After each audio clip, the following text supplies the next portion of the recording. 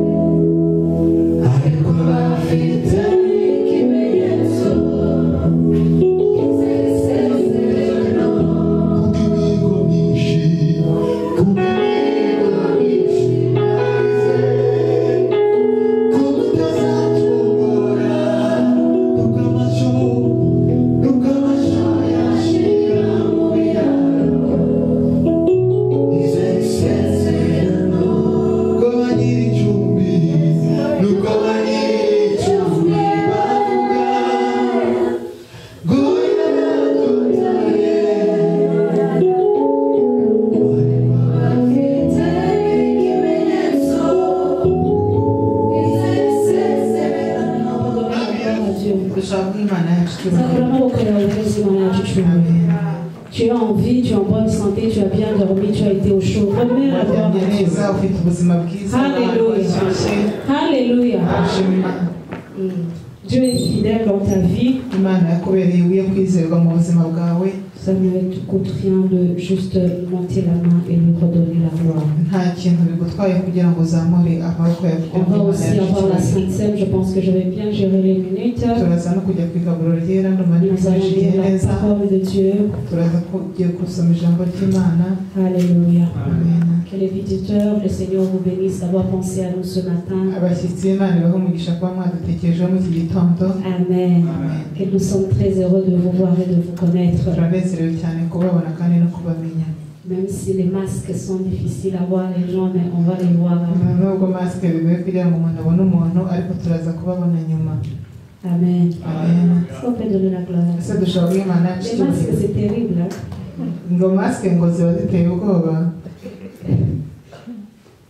On parlait avec des gens, on a parlé en lingala, on a parlé. Après, ils m'ont dit, ah maman, ça c'est en lingala, hein? Maman, t'es solo, lui me donnait bien l'ongla, on a parlé, on va voir ton visage. Après, quand j'ai fait comme ça, ils ont dit, hé, ils sont congolais.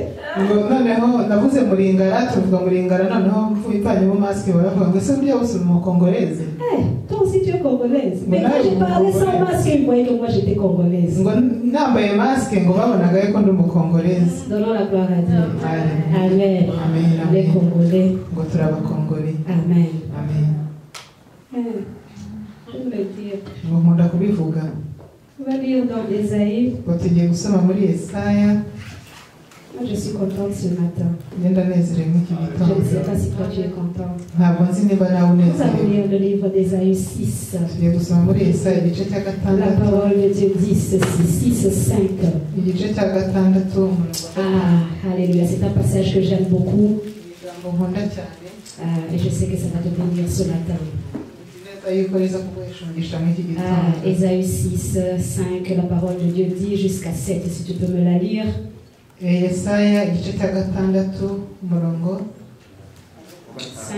jusqu'à 7. Ijambo ry'Imana riravuga ngo maze ndavuga nti nishyano ndapfuye we kuko ndi umunyaminwa yanduye kandi ntuye hagati y'ubwoko bufite iminwa yanduye kandi amaso yanjye abonye umwami Uwiteka Nyiringabo.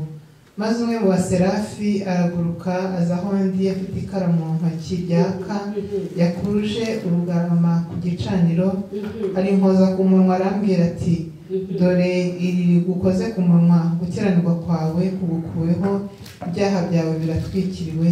Amen. Amen. Alors je dis, malheur à moi, je suis perdu, car je suis un homme dont les lèvres sont impures. J'habite au milieu d'un peuple dont les lèvres sont impures, et mes yeux ont vu le roi, l'Éternel des armées.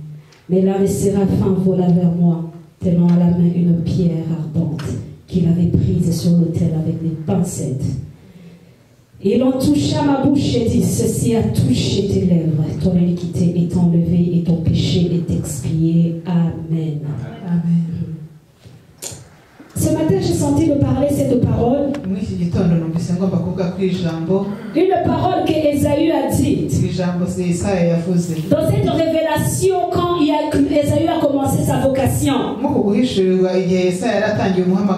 Et dans cette vision où il voit la gloire de Dieu. Quand il se tient dans la présence de Dieu. Mais il y a un aspect dans cette présence qui lui a été manifesté. Dieu se manifeste à lui comme un Dieu saint. C'est un Dieu saint. Dans sa sainteté, il se révèle à Ésaü.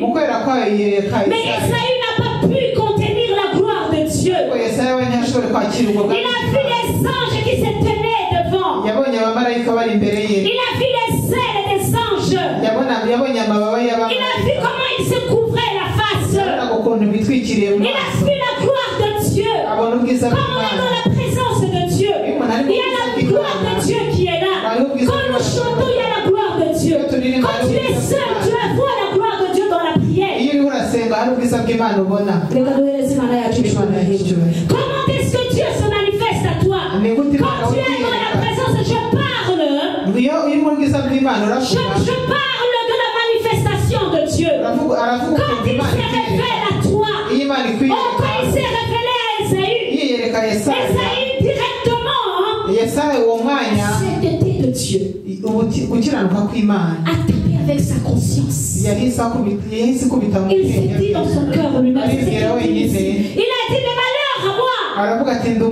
Pourquoi il a trouvé qu'il était malheureux? Il a trouvé qu'il était malheureux parce que sa conscience venait de lui révéler que je suis un pécheur devant un Dieu saint.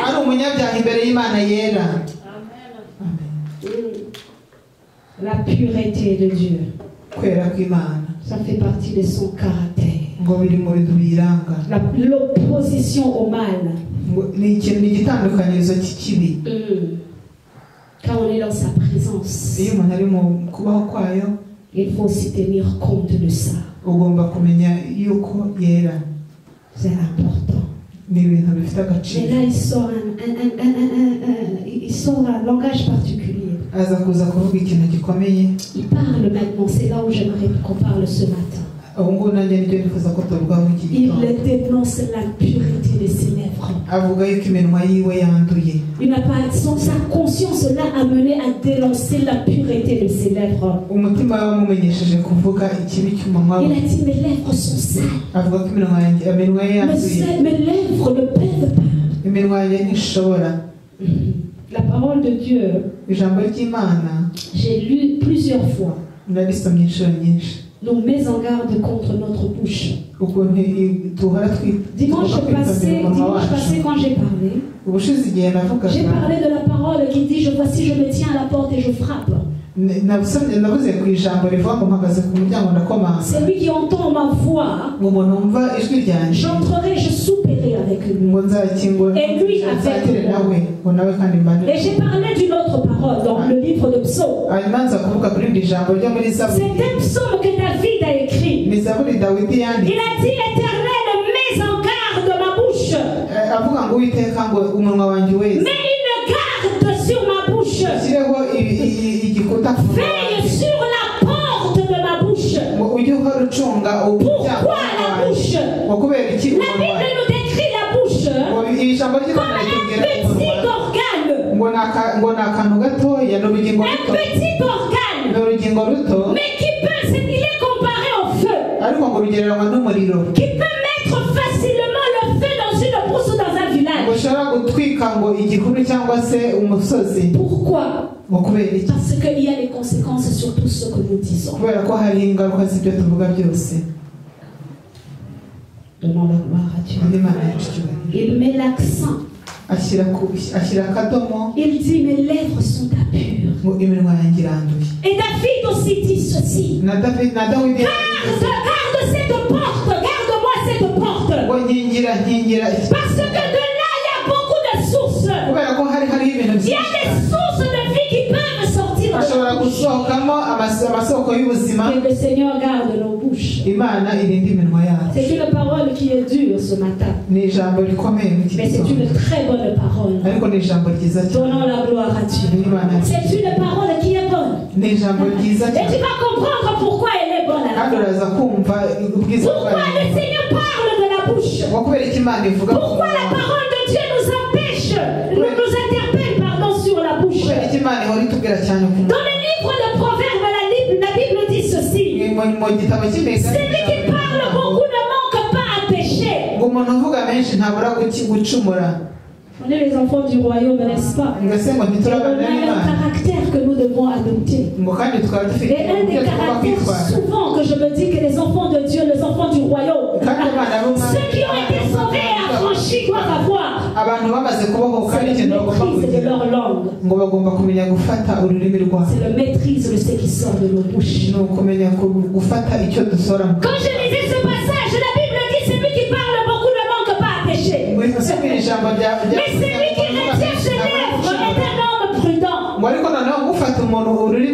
Quand on parle beaucoup, il y a des moments où on commence, quand les paroles sont finies. La Bible, c'est la parole de Dieu. quelqu'un parle beaucoup, tu parles beaucoup. À un certain moment, les paroles finissent. Tu commences à inventer d'autres choses. Et quand tu commences à inventer, tu commences à mentir. Et quand tu commences à mentir, il n'y a plus de mensonges. Et tu commences maintenant de tu commences à créer des conflits. Tout ça, c'est les conséquences de parler beaucoup. Les calomnies viennent de parler. Les mensonges et les médisances viennent de parler. Mais il y a un autre aspect aussi que les gens négligent, et pourtant la Bible nous interdit de le faire.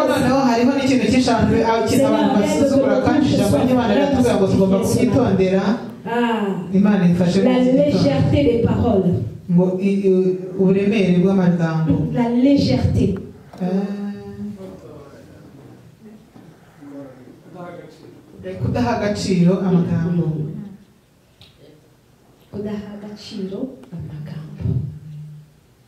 La Bible dit ceci. Tel qui parle légèrement blesse comme une glaive. Comme une glaive. Voilà. Ça, ce sont les paroles des gens qui parlent légèrement.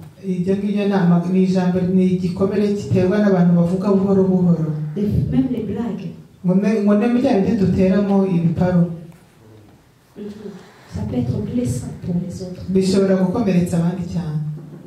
C'est ça que la parole de Dieu dit. Ce ne sont pas des choses que j'ai inventées.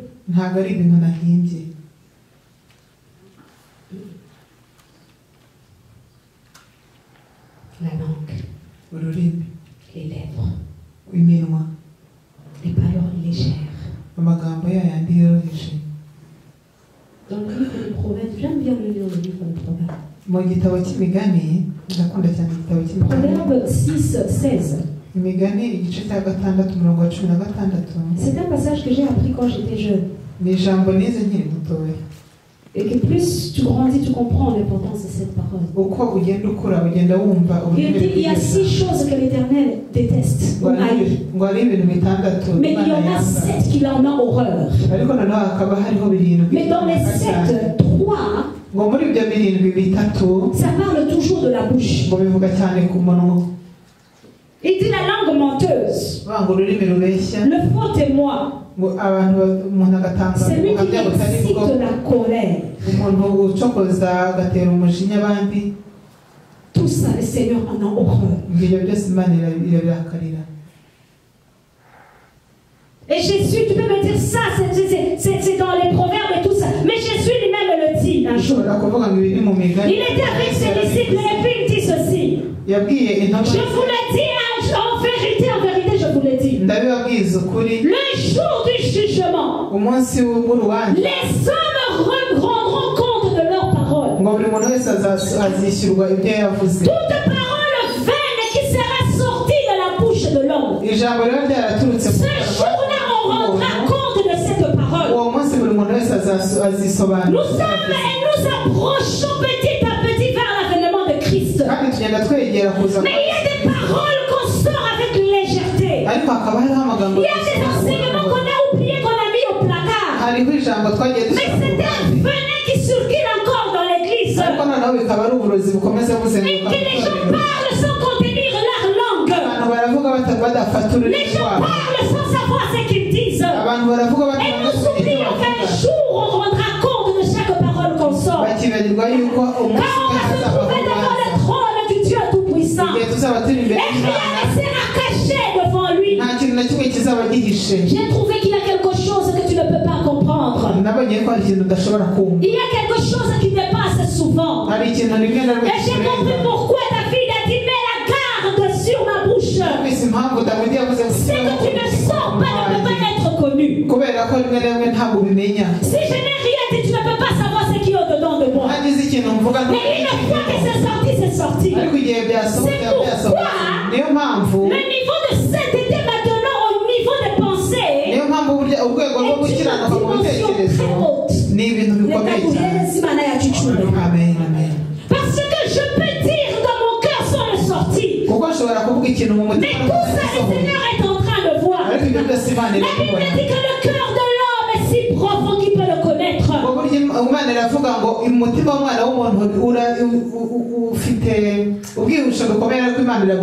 Je suis debout avec toi. Est-ce que tu sais ce que je suis en train de penser maintenant? Moi aussi, je ne sais pas ce que tu penses. Mais il y a quelqu'un qui connaît. Où tout est à nu devant lui. Il n'y a rien qui est caché devant sa face. Il n'y a rien que tu ne peux cacher devant sa face.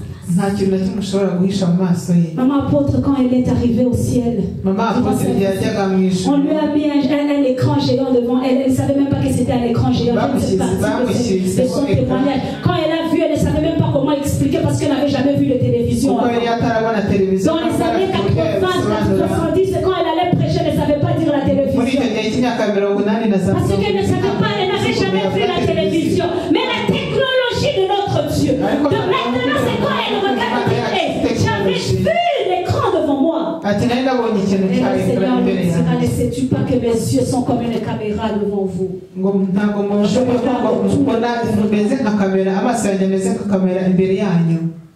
On a un Dieu puissant. On a un Dieu qui est puissant. On a un Dieu qui est puissant. Alléluia. Amen.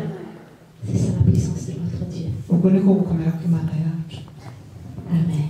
Amen. C'est un Dieu d'amour. Il a beaucoup d'amour. Mais il dit, ce jour-là, on rendra compte de toute parole vaine qui est sortie de notre bouche. J'aimerais interpeller ce matin que nos bouches soient réellement purifiées. Et dit, mes yeux ont vu le roi, l'Éternel des armées. Et ça est dit. Je suis toujours 5, 6. Et voilà.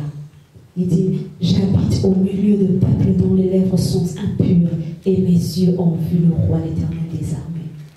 Et puis un ange maintenant vient et dit ceci. 6. Mais l'un des séraphins vola vers moi, tenant à la main une pince, une pierre ardente, et il avait prise à l'autel avec des pincettes, et il toucha ma bouche. Il dit, ceci a touché tes lèvres. Rendons gloire à notre Seigneur. Amen.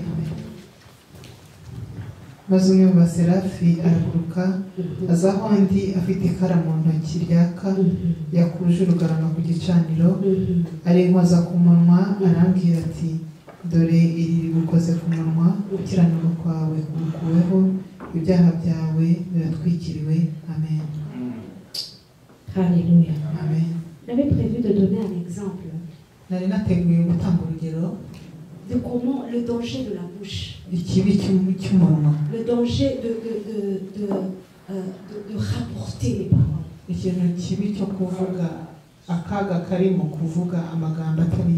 Les limites que nous ne devons pas dépasser. Là où nous devons nous arrêter. Un jour, Salomon dit à Shimei, il a dit, reste ici à Jérusalem et bâtis ta maison. Ne va pas ailleurs, tu as tellement fait du mal, mais ne quitte pas ces lieux. Je ne te toucherai pas, mais je ne te tuerai pas, mais reste ici. Mais la Bible me dit ceci. Les rapporteurs, ils sont venus lui dire, tes serviteurs ont fui. Ils sont fous, ils sont partis, va les chercher. Il a oublié la parole qu'il avait donnée au roi. Il a écouté la parole des rapporteurs. Et ces mêmes rapporteurs, il est parti chercher ses esclaves. Il a fait le mal, il est allé récupérer ce qui était à lui. Mais en partant chercher ce qui était à lui, il a escaladé, voilà. Il a escaladé les limites. Il est allé hors de Jérusalem. Il est parti en dehors de ce que le roi avait mis. Les chrétiens, on a des limites. Il y a des places qu'on ne peut pas atteindre. On ne peut pas aller. Il est allé même rapporteur à l'accusateur. Le même qui lui ont dit des esclaves, oh, et ils sont partis. Et ce sont les mêmes qui sont rentrés vers le roi. Ils ont dit, roi, Shimei a désobéi à ta parole.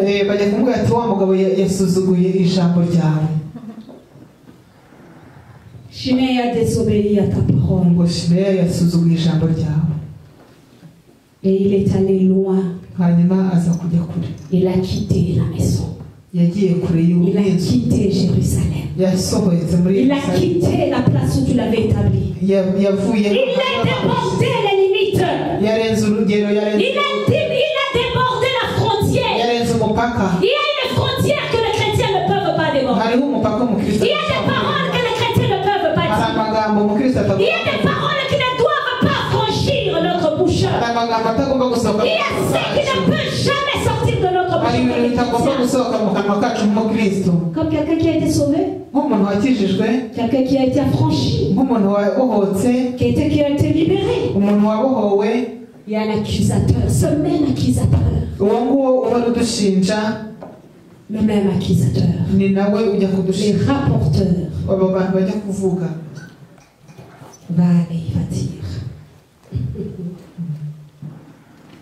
Il toucha ma bouche. Et mon iniquité fut enlevée. Et mon péché est expié. Et puis le Seigneur demande qui enverrai-je. Il a dit, moi je suis là présent. Est-ce que j'ai retenu dans ça, dans cette parole?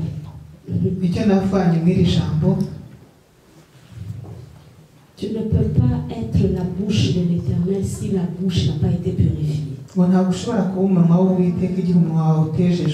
Pour que Ésaïe commence à prophétiser et commence à dire les paroles, ainsi dit l'Éternel. Il y a un bénéfice. Il y a un bénéfice. Il y a des avantages. Il y a des avantages. À chaque fois tenir et avoir des limites. Les gens veulent que le Seigneur les utilise d'une grande manière. Mais je vois ici les hommes que le Seigneur a utilisés puissamment. Il a d'abord touché leur bouche. Il a d'abord purifié. Ésaïe a purifié sa bouche. La Bible me dit qu'il a pris des pincettes.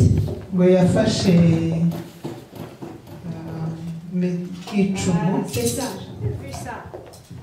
C'était comme ça, parce qu'il ne pouvait pas tenir. Il ne pouvait pas tenir la pierre, elle était chaude. L'ange ne pouvait pas tenir la pierre. Mais il fallait qu'il prenne avec la pincette. La purification par le feu. La purification par le feu. L'ange même ne pouvait pas tenir cette pierre chaude. Mais il fallait qu'il la tienne tellement elle était chaude en fait de poser sur la bouche. Quand le Saint-Esprit descendra sur vous, c'est ce que la parole de Dieu. Des langues de feu sortiront de votre bouche. Et c'est à partir de là que vous deviendrez des témoins. Vous voulez devenir des témoins sans que les bouches soient purifiées. C'est pas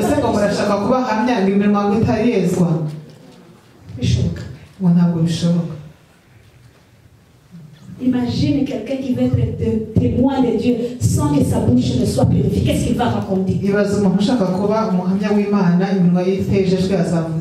Il va raconter des mensonges. Non, prophétie. C'est ça. C'est ce qui va arriver. C'est ça qui va arriver. Que le Seigneur nous aide. C'est un étape. Qui est une bonne étape. Les gens ont peur de dire Seigneur, purifie ma bouche pour que je sois un instrument pour toi. Mais moi je le dis chaque jour, Seigneur, que ma bouche soit d'abord purifiée avant que je ne sorte quelque chose de toi. Chaque fois que je dois parler de la part de l'Éternel, Dieu kwakira ijambo ry'Imana ndavuga nti banza unyuze umuriro mu kanwa kanjye pour que je ne parle pas ce qui est à moi, kugira ngo ntaza kuvuga ibiri muri njye, pour que je ne parle pas ce qui est au-dessus de mes lèvres. kugira ngo ntaza kuvuga ibiri hano ku munwa. Esaïe, c'est ce qu'il a fait. Yesaya nicyo yakoze, Jérémie, c'est ce qu'il a fait. na Yeremiya nicyo yakoze. Puis l'Éternel étendit, la Bible dit, l'Éternel étendit la main sur Jérémie, sur sa bouche. ngo Imana ngo yashyize ikiganza cyayo ku munwa wa Il a Yeremiya, étendu sa main sur la bouche de Jérémie. ikiganza cye ku munwa wa Afin que Yeremiya, Jérémie commence à parler, à prophétiser sur les nations. kugira ngo Yeremiya atangire kuvuga. Il fallait que d'abord que sa bouche à lui. ngo umunwa we abanza kuweza. Papa Santos, franchement, vous avez les Saintes Seines, on va manger. Papa Santos agiye kudutegurira igaburo ryera Maman, na mama Consolée. et puis il dit, voici, je mets maintenant mes paroles dans ta bouche. hanyuma buno nashyize amagambo yanjye mu kanwa kawe. Voilà, maintenant je mets les paroles dans ta bouche. Va et prophétise. dore noneho nshyize amagambo yanjye mu kanwa kawe, genda Va et hano dis au peuple. genda ubwirire ubwoko bwanjye. Il a dit, j'habite avec des gens qui ont les lèvres impures. yaravuze ngo mbana n'abantu bafite iminwa yanduye. Mais moi aussi, il faut d'abord que tu me purifies pour que je puisse parler à ceux qui ont les lèvres impures. ariko noneho nanjye unyeze kandi n'abo tuzajya kuvugana nabo ubeze kugira ngo nzavugane n'abafite iminwa ikiranutse. Que la gloire soit rendue à notre Dieu. Imana ihabwe icyubahiro. Que la gloire soit rendue à notre Dieu. Imana yacu ihabwe icyubahiro.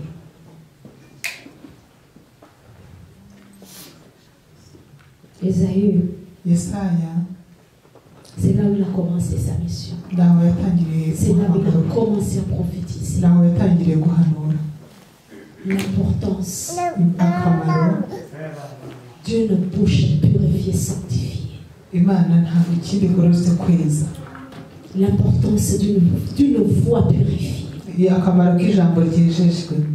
L'importance jusqu'où cette parole peut atteindre les gens. ni hehe rya jambo rishobora kugera. Il dit, allez, faites des disciples partout. ngo mugende ngo muhindure abantu bose intumwa. Mais il dit, attendez d'abord que le Saint-Esprit se viendra sur vous. Des langues de feu doivent sortir de vos bouches. ariko hagombaga ko umwuka w'Imana abanza akaza muri bo, umuriro ukabanza kunyura ku minwa yabo. Une transformation, c'est ce que je peux dire. guhinduka. Une transformation totale. guhinduka byuzuye. Une transformation totale. guhinduka byuzuye. D'une personne qui veut aspirer à parler à Dieu, à de parler de la part de Dieu. umuntu ushaka wese kuvuga ku ijambo ry'Imana C'est d'abord la transformation de la bouche. agomba kubanza guhinduka ku rurimi, Pour que tu cites les oracles de l'Éternel. kugira ngo uvuge ibikorwa by'Imana, Que tu parles de la part de l'Éternel. kugira ngo uvuge mu mwanya w'Imana, Pour que tu chantes pour l'Éternel. kugira ngo uririmbire Imana, Pour que tout ce que tu diras pour l'Éternel. kugira ngo icyo uzakora cyose cy'Imana. Que le Seigneur nous aide. Imana idushoboze. Que le Seigneur nous aide encore ce matin. Imana idushoboze muri iki Nous gitondo. sommes dans un chemin qui nous amène vers le ciel. turi mu nzira itujyana Moi je crois, la Bible, c'est Paul qui disait, je traite dur mon corps. ndabyizera cyane kandi na Pawulo yarabivuze ati ndakomeza cyane umubiri Moi je wanjye. crois que quelqu'un doit avoir une discipline. Un chrétien, c'est quelqu'un qui doit être discipliné. ndabyizera cyane yuko umukristo Je discipline mon corps. ngomba guha gahunda umubiri wanjye. Je discipline ma bouche. ngomba guha Je gahunda umunwa discipline wanjye. mes oreilles. ngomba guha gahunda Je amatwi yanjye. discipline mes yeux. ngomba guha Je gahunda amaso yanjye. discipline mon esprit. ngomba guha Et gahunda même ubwenge quand je me bwanjye. sens fatigué, kandi n'igihe numva je naniwe discipline mon corps. n'umubiri wanjye Afin de me lever, de me tenir dans la prière. kugira ngo mpaguruke C'est mpagarare une vie de discipline. ubuzima bwa disipurine. Ce n'est pas une vie louchargou. ntabwo ari ibintu umuntu akora bitari kuri La vie gahunda. chrétienne, ce n'est pas une vie louchargou. Qui vous a dit ça? ntabwo ari Nous ubuzima. sommes comme des athlètes. tumeze nk'abantu birukanka. Nous sommes comme des athlètes qui courent tumeze nk'abantu afin birukanka d'apporter le prix. kugira ngo tubone Un prix qui est précieux. kugira ngo tubone Vous igikombe. avez chanté, vous avez dit, on va être comme Christ. ngo tuzamera nka Kristo niko On sera transformé, être à l'image de Christ. tuzahindurwa kugira ngo duse na Kristo. Christ, il était sans péché. Yesu yari umuntu Et atagira c'est icyaha ça qui lui a donné la capacité de mener le péché que nous avons. kandi nicyo cyamushoboje kwikora Si icyaha. Christ avait le péché, il ne pouvait pas prendre le péché de Christ. iyo yabaga Kristo yari afite icyaha ntabwo ari afite icyaha ariko c'était la sainteté. ukwera kwe niko kwari kwatumye agira sur le message de la sainteté, tout le monde est fâché. ngiyo mvuze ku ijambo ryo kwezwa abantu bose bararakara. J'ai fait ma part. nakoze icyanjye. La sainteté, kwezwa, la discipline des chrétiens. imyifato y'umukristo. Vous êtes quand on a un ami. Nous sommes les enfants de Dieu. Nous sommes les héritiers de Christ. Les héritiers avec Christ. Nous sommes les héritiers du royaume. Un royaume qui est juste. Un royaume qui est saint. Un royaume où il n'y a pas de péché. Un royaume des soldats sanctifiés. Un royaume, ce royaume-là. Rien d'impur ne peut rentrer. Parce que le Père d'abord il est saint. Le Fils est descendu ici sur terre, il a été saint. Le Saint-Esprit qui habite au-dedans de lui s'appelle Saint-Esprit parce qu'il est saint.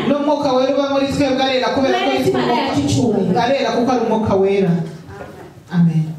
Vous connaîtrez la vérité vous affranchit. La vie chrétienne, c'est une vie de discipline.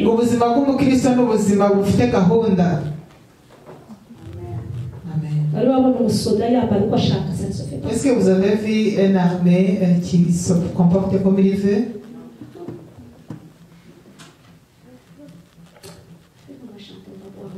On va se rappeler de cette œuvre de la croix.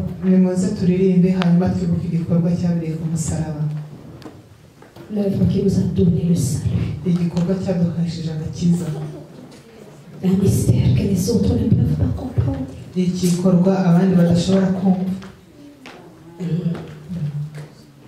Ça me fait mal. Quand je regarde les gens qui ont des bonnes œuvres.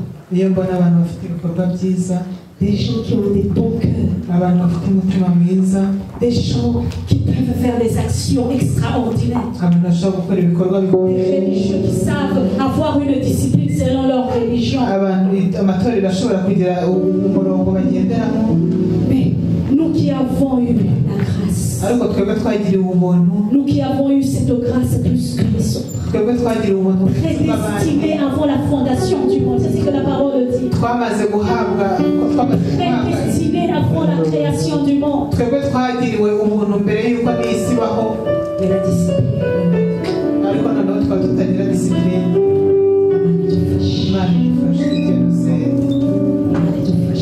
Dieu nous aide.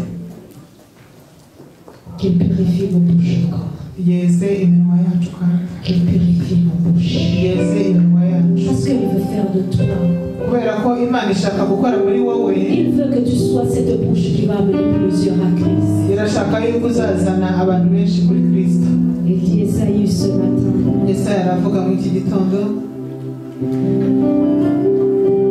Malheur à moi. Mais moi aujourd'hui je peux dire encore. À partir de cet acte que le Seigneur a fait à la croix pour nous. Qui nous rend de plus en plus parfaits. Qui nous rend, qui nous perfectionne. Moi je crois à la Sainte Seine. Moi je crois chaque fois que je prends la Sainte Seine. Que je m'améliore et que je deviens meilleur. Alléluia. J'attends cette perfection-là parce que je me rappelle de l'œuvre de la croix. Il y a des choses que je ne pouvais pas laisser de moi-même. Mais à travers cette œuvre de la croix, à travers cette œuvre-ci de la croix, oh, aujourd'hui je peux marcher libre du mensonge. Aujourd'hui je peux marcher libre de la pudicité. Aujourd'hui je peux marcher libre de toutes les mauvaises pensées qui peuvent m'entourer. Aujourd'hui je peux marcher finalement libre cause de cet acte de la croix, à cause de ce qui est arrivé à la croix de Golgotha. C'est pourquoi je le rends gloire. Et ma façon de rendre gloire à cette œuvre de la croix, c'est de me souvenir chaque fois. Et de me souvenir. Et quand je suis faible, je sais qu'il est là pour me fortifier. Et quand je ne peux pas avancer, je sais qu'il est là pour m'aider.